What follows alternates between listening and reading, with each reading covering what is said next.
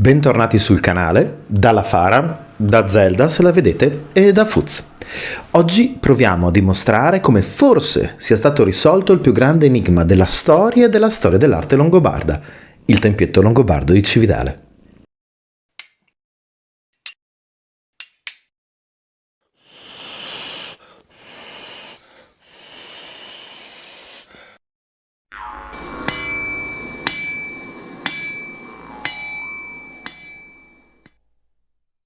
Come sempre, se non l'avete ancora fatto, vi invito a iscrivervi al canale e a cliccare sulla campanellina. Verrete aggiornati quindi su tutti i nostri contenuti e noi verremo supportati in quanto creator. Ricordo che parlo sempre al plurale perché per quanto qui su YouTube vediate il mio faccione, la Fara è un'associazione, siamo un gruppo di ricostruttori. Scusate, la posizione di Zelda che mi morde. E dedichiamo molto del nostro tempo libero, se non la quasi totalità, alla ricreazione dei corredi longobardi per utilizzarli da un punto di vista sperimentale e didattico. Lavoriamo nelle scuole, nelle università, nei musei open air, nei villaggi ricostruiti e soprattutto col Museo Archeologico Nazionale di Cividale. Portiamo avanti progetti che vanno dalla creazione di spade a quelle di intere capanne. Se siete curiosi, sbirciate qui sul nostro canale YouTube, troverete di tutto, soprattutto approfondimenti sulle nostre capanne, tanto quelle fatte in passato quanto i progetti attualmente in uso. Sistemiamo un po' il microfono sperando che Zelda non se lo mangi. Bene, veniamo all'argomento di oggi, il tempietto longobardo di Cividale o, come sarebbe meglio dire, la cappella palatina di Santa Maria in Valle. Nel 2008 un giovane Fuz, ero già vecchio dentro, per inciso, però anagraficamente nel 2008 avevo qualche anno in meno, si trovava a Cividale del Friuli perché studente del corso di Storia dell'Arte Medievale 2. Il mio insegnante, Valentino Pace, di cui ho un ottimo ricordo per delle splendide lezioni e per delle grandissime esperienze che ci ha fatto fare anche di tentativi di narrazione delle opere in situ, ecco, era fra i curatori, anzi era il referente scientifico di un convegno, questo convegno. L'VIII secolo, un secolo inquieto. Come potete vedere il tomone è piuttosto importante e raccoglieva in effetti gli atti di diversi giorni di convegno. Convegno che oggi probabilmente mi godrei di più rispetto a quanto abbia fatto in gioventù, in quanto obbligato per questioni di studio, ma già allora incredibilmente affascinante. Perché è importante? Perché è importante per il tempietto e perché è importante per il mondo longobardo e per tutto quello di cui noi parliamo su questo canale? Beh, perché nel 2008 la candidatura UNESCO dei luoghi di potere longobardo era appunto solo una candidatura. Non avevano ancora ottenuto il titolo di patrimonio UNESCO. In particolare Cividale si era mossa autonomamente da anni per tentare di valorizzare e far riconoscere dall'UNESCO il suo patrimonio longobardo, che però non sembrava rientrare nei parametri di accettabilità da parte dell'UNESCO, appunto. Avrebbero voluto quindi un sito più ampio, un respiro più ampio del progetto, e da qui nasce quella che oggi è Italia Langobardorum o i Longobardi in Italia, cioè un sito seriale che da Cividale a Benevento raccoglie 7 siti che mostrano elementi del potere longobardo riconoscibili dal punto di vista architettonico. Quindi per assurdo, Cividale, patrimonio UNESCO per il tempietto e per le fondamenta del Palazzo Patriarcale, ma non per il Museo Archeologico Nazionale, che è il più antico e il più importante in Italia. Ma perché? Perché il parametro di valutazione di quella candidatura UNESCO erano appunto gli elementi architettonici dei luoghi del potere.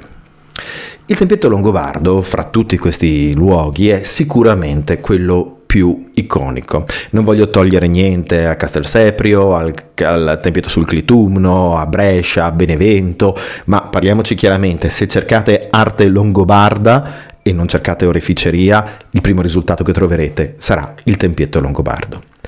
Il tempietto longobardo è stato definito da chi l'ha studiato negli ultimi 2 secoli uno scrigno pieno di problemi. Era difficilissimo da collocare, soprattutto per gli storici dell'arte dell'Ottocento e dei primi del Novecento. Qual era il problema? Beh, il problema era quello di cui abbiamo parlato negli ultimi 2 video qui sul canale. Vi ricordate? Ci siamo occupati di un video sul DNA e di un video sulle capanne in materiali deperibili.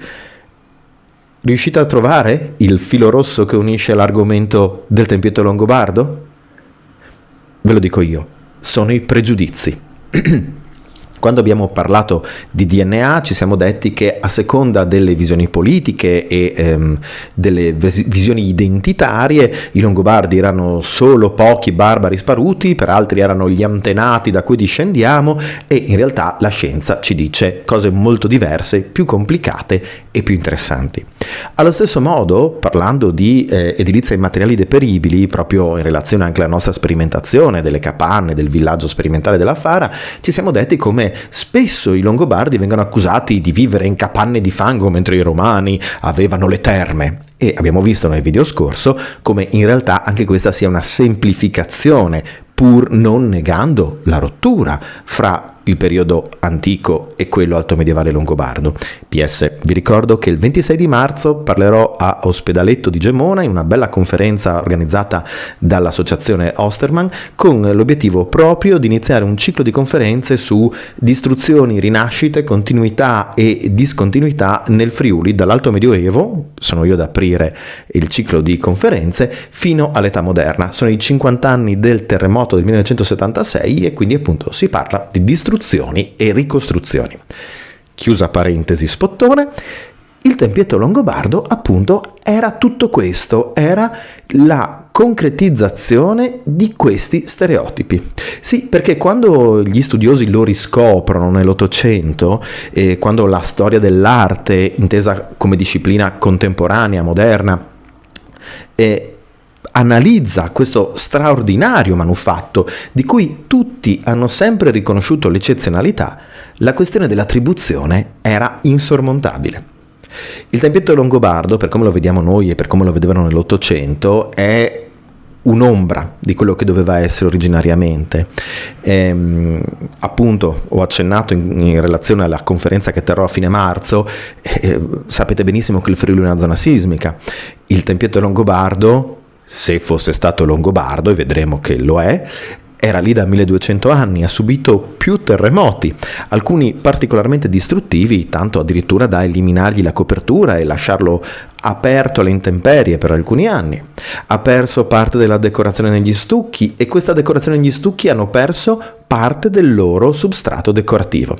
Ecco che quello che vediamo noi oggi, che quindi vedevano i primi studiosi, è solo un riflesso di quello che doveva essere la grandezza di questa piccola cappella palatina. Ma io oggi la chiamo cappella palatina, la chiamiamo in realtà tempietto volgarmente, lo troviamo chiamato così anche sul sito del comune, nei libri di testo, perché una delle prime ipotesi era che una struttura così regolare, con queste decorazioni così belle, non potesse assolutamente essere il frutto di una cultura barbarica e inferiore come quella dei Longobardi, doveva essere un tempio pagano rimaneggiato. Qualcuno poi si fece avanti e disse: no, forse ragazzi non c'è niente qui che definisca un tempio pagano, probabilmente era una struttura tardo-antica romana su cui è stata aggiunta una decorazione molto più tarda di quella dei Longobardi, quindi è stato fatto prima e dopo, non sicuramente nell'epoca dei Longobardi. Una terza teoria, particolarmente in auge a cavallo della metà del XX secolo, era quella di dire no, lo chiamiamo tempietto longobardo per gli studi passati, ma è un frutto della Rinascenza carolingia, ci voleva Carlo Magno, la sua scuola, non poteva essere costruito in epoca longobarda, assolutamente no. Risultato? Nella seconda metà del Novecento, un pool di studiosi norvegesi, perché ogni tanto bisogna andare a prendere gli esperti da fuori quando sono meno immersi nello stereotipo della nazionalità e dell'identità locale, hanno dimostrato che era assolutamente longobardo. Scusate, un momento autoindulgenza.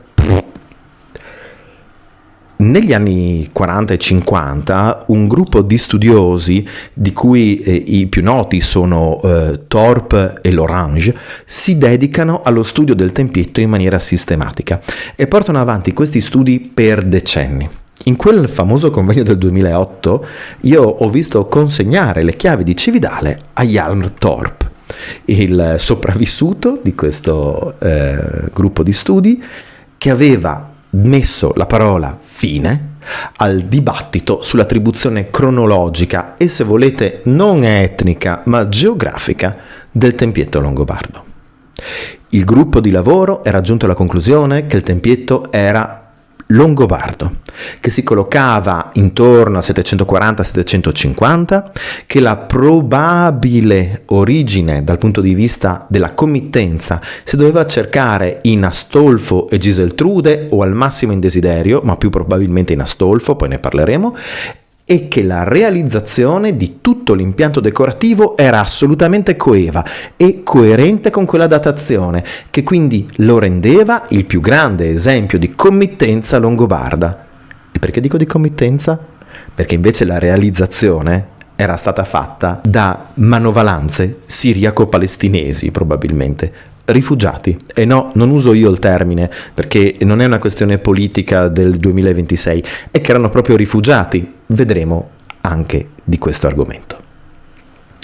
Quindi, arriviamo al Novecento e finalmente il fu tempietto longobardo, che sarebbe più giusto chiamare Cappella Palatina, viene riconosciuto come longobardo. Come viene riconosciuto? Perché lo chiamiamo Cappella Palatina e qual era il suo obiettivo? Un'opera così eccezionale, artisticamente sublime per l'VIII secolo, doveva avere un significato. Allora, perché lo collochiamo nell'VIII secolo in epoca longobarda? Beh, perché appunto si affronta lo studio non solo da un punto di vista strettamente stilistico. Fino ad allora lo studio era stato limitato principalmente a un approccio da storici dell'arte di vecchia scuola. Questo stile è troppo tridimensionale, la verosimiglianza è lontana dallo stile longobardo, deve essere qualcosa di successivo. Il gruppo di lavoro norvegese invece utilizza le scienze dure. Sì, ciao. Ti vedo là che ti lamenti, che mi dici che non si dice scienze dure in italiano, ma è uno dei tormentoni del canale ormai. Scienze dure. Ecco, le scienze dure dimostrano che ad esempio i ferri che servono ad aggrappare le cosiddette Dames de l'Orange, proprio dal nome dello studioso, cioè le 6 sante sullo sfondo del tempietto, ecco, quei ferri sono infilati nella muratura nello stesso momento in cui la muratura viene realizzata, non sono state aggiunte dopo. Quindi tramonta già da questo studio la possibilità che la struttura abbia avuto una successiva decorazione. Lo studio poi degli incannucciati, cioè dei materiali che servivano da riempimento e da legante, vanno a indicare proprio l'VIII secolo, quindi il periodo che a noi interessa. E poi compare uno studio sulla dedicazione, sulla scritta dedicatoria, oggi quasi completamente persa, che in bianco su sfondo porpora correva su una delle pareti, che indicava i piissimi mecenati. Questi piissimi vengono appunto identificati normalmente con Astolfo e Giseltrude o al massimo col successivo Desiderio. Ma perché si tende a propendere per Astolfo? Beh, perché Astolfo era friulano. Astolfo e suo fratello Ratchis, o come alcuni amano dire Ratchis, ma dalle nostre parti si dice Ratchis, poi fate vobis. Ecco, Ratchis e Astolfo erano duchi friulani, figli di Pemmone, una storia molto complicata che abbiamo già raccontato qui sul canale in relazione ad esempio all'altare di Ratchis, altro grandissimo esempio di VIII secolo di arte longobarda, ma anche di manifattura longobarda, quindi diametralmente opposto dal tempietto. Astolfo era un re conquistatore, un re che voleva espandersi, che conquistò Ravenna e che poi lasciò un sacco di patate bollenti ai suoi successori, ma avrebbe senso che fosse stato lui a realizzare una meravigliosa e grandiosa cappella votiva a Cividale. Perché? Perché fino adesso noi l'abbiamo chiamata Cappella Palatina, quindi Cappella del Palazzo. Perché? Perché quello era il palazzo del Gastaldo, e il Gastaldo era il rappresentante locale del re, spesso in contrapposizione al duca, soprattutto in città come Cividale, in cui l'autorità ducale era molto forte e spesso in antagonismo con quella regale a Pavia. Il Gastaldo quindi aveva un ruolo di bilanciamento dei poteri, e allora chi meglio di un re cividalese avrebbe potuto investire sulla sua personale cappella nella sua città natale? Astolfo. Arriviamo ora alla questione della realizzazione di queste opere. Appunto, noi oggi le vediamo completamente spoglie, completamente deperite, per quanto in seguito a un meraviglioso restauro, ma i secoli sono passati, le vediamo bianche, le vediamo solo su una facciata, le vediamo malconce, rovinate. In origine dovevano riempire tutto il vano e soprattutto dovevano essere eccezionalmente colorate. L'immagine di copertina di questo video, che ho realizzato tramite l'uso di AI, mischia una foto mia del tempietto con le ricostruzioni della policromia realizzate proprio basandosi sugli studi chimici del tempietto. Sono qui che sfoglio il libro Gli atti del convegno di cui vi parlavo. Ecco qui che queste immagini mostrano la ricostruzione grafica dell'ipotesi di policromia originale del tempietto. Vedete porpora, oro, blu, l'oro sul tetto. Il tempietto doveva essere un florilegio di ricchezza e di colore. Addirittura i fiori erano resi vividi alla luce delle candele attraverso l'inserto di vetri verdi. E le stesse sante, 6 sante che dovevano essere di più, ma 6 sono quelle che ci sono sopravvissute, che non sono identificabili. Purtroppo non abbiamo degli attributi che ci facciano capire quale sia il loro ruolo. Capiamo che alcune sono monastiche per il loro sembiante, altri sono martiri con attributi imperiali, ma non possiamo dargli un nome. Ecco che però questi ricchi vestiti, colorati, decorati, addirittura avevano i buchi alle orecchie. Buchi veri, per probabilmente inserire dei veri orecchini in bronzo o in rame. Tutto doveva rifulgere di ricchezza e di colore. Se scendiamo poi dal piano più alto dell'impianto decorativo, incontriamo l'impianto iconografico strettamente politico. Troviamo un Cristo luce al centro, sopra la porta d'ingresso, quella che oggi è la porta che noi non usiamo per entrare al tempietto, ma che vediamo osservando appunto le sante sopra la porta. Sopra quella porta, in una lunetta, incontriamo un Cristo luce, un Cristo imberbe, un Cristo vigoroso, affiancato da San Michele e da San Gabriele, santi guerrieri che fanno da scorta a un Cristo che è un Cristo vittorioso, un Cristo Elios, un Cristo luce, un Cristo che dal punto di vista iconografico porta addirittura avanti attributi che possiamo far risalire all'iconografia di Apollo dell'arte classica. Siamo di fronte quindi a un messaggio politico, è un Dio vittorioso, è un Dio vigoroso, non è un Dio che patisce, non è un Cristo in croce. E poi nelle lunette laterali compaiono altri santi militari come Sant'Adriano, di nuovo santi legati alla battaglia. E poi la lunetta più importante dal punto di vista della collocazione politica del messaggio iconografico all'interno del tempietto, la Vergine Odigitria, una Madonna, una Maria. Ma la Vergine Odigitria, l'originale, era un'icona che addirittura veniva giudicata nel contesto bizantino pre-iconoclastico come una protezione divina per la città. Era uno strumento di difesa nei momenti di maggior pericolo. Ed eccola che la vediamo ricomparire, ma dove? Non a Bisanzio, non nell'impero romano d'Oriente, nel tempietto longobardo di Cividale, voluto da un re probabilmente cividalese al tramonto del Regnum Langobardorum, una Vergine che indica la via, insieme a un Gesù Sole che mostra vigore, e a tutti i santi guerrieri, angeli, arcangeli e santi comuni che mostrano il valore militare di quella nazione, se vogliamo usare un termine molto anacronistico, ma chiaramente facile da comprendere. La Vergine, insieme ai santi militari e al Gesù Elios, ci mostrano quello che doveva essere l'impianto politico, la motivazione di quest'opera. Un regno in crisi, un regno che sì si era espanso, ma che vedeva pressioni provenire da tutte le direzioni, dai Franchi a nord e a ovest, da Roma papale a sud, e comunque i bizantini non erano scomparsi all'orizzonte. Veniva chiesta una guida, veniva chiesta la protezione, veniva ribadito il valore militare e soprattutto veniva dichiarato che non si era barbari, ma si era i legittimi eredi del grande impero romano e dei suoi valori, e soprattutto si era buoni cristiani. E adesso arriviamo all'ultima parte. Chi ha prodotto materialmente questo tempietto? Beh, fra i vari studi fatti appunto dalle scienze dure è emersa una cosa meravigliosa. Un piccolo filamento di cotone all'interno delle superfici dell'intonaco. Il cotone nell'alto medioevo europeo era sostanzialmente sconosciuto. Esisteva in Egitto e poi spostandosi dall'Asia minore verso l'India, ma non era un bene di consumo in Europa.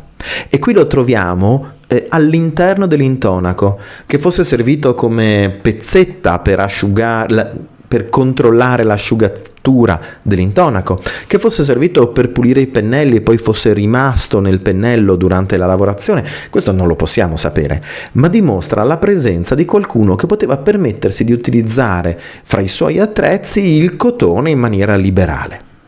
Uniamo questo allo stile decorativo, allo stile di quasi tridimensionalità delle dame, delle sante, che tra l'altro tengono conto anche della prospettiva, sono fatte in modo che da sotto sembrino molto più proporzionate di quelle che sembrano se oggi le osserviamo dallo stesso livello su cui vengono appoggiate. Ecco che tutto ci parla di arte bizantina. Ma perché degli artisti di matrice bizantina dovrebbero lavorare nell'Europa e nell'Italia longobarda della fine dell'VIII secolo? Beh, perché la partita d'iconoclastia. Ricordate all'inizio del video? Vi ho raccontato di rifugiati, così sono sicuro che nei commenti troveremo un sacco di destrorsi che mi diranno qualsiasi cosa.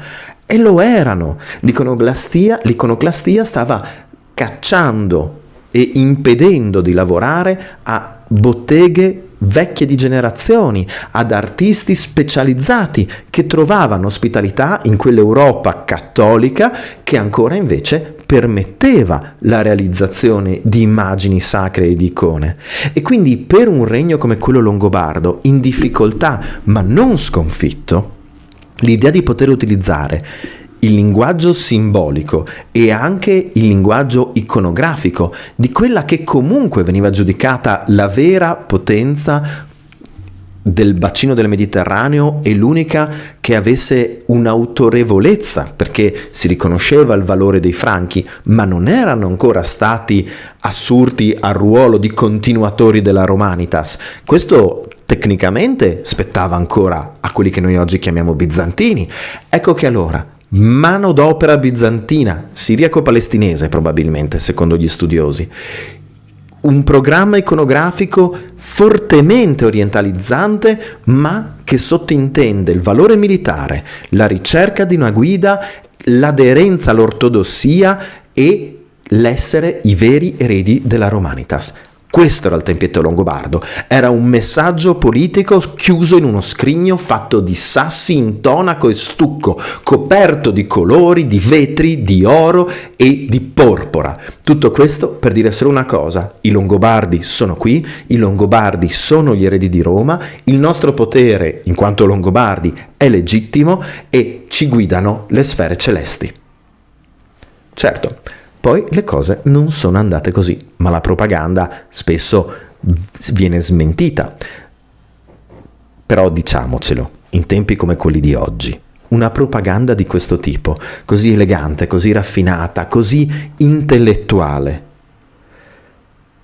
non si può che rimpiangere rispetto ai reel di bombardamenti con la Macarena.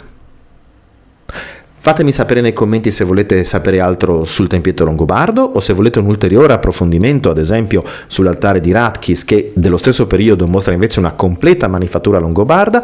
Ne abbiamo già realizzati video sull'argomento, ma essendo il canale cresciuto e soprattutto essendoci abituati nello scambio con contenuti sempre più specifici, ci pareva il caso di parlare oggi della Vergine di Ghitria, del Cristo Elios e di quel famoso filamento di cotone. Aggiungo un'ultima cosa: attualmente la finestra che si vede sopra il Cristo è una finestra chiusa che non dà più accesso al mondo esterno, perché la Gastaldaga, cioè l'area di pertinenza del Gastaldo, quindi il suo palazzo con la sua cappella, che era appunto il tempietto longobardo, è stata poi destinata a convento, con delle aggiunte successive che hanno tra l'altro chiuso quella finestra. Ma noi dobbiamo immaginare che al tramonto, nel tardo pomeriggio, pomeriggio la luce entrasse illuminando proprio la figura del Cristo, luce, sulla testa, e sopra ci fosse la teoria di Sante. Doveva essere un impatto visivo eccezionale. E noi oggi siamo qui a parlare di barbari. Alla prossima, e mandi!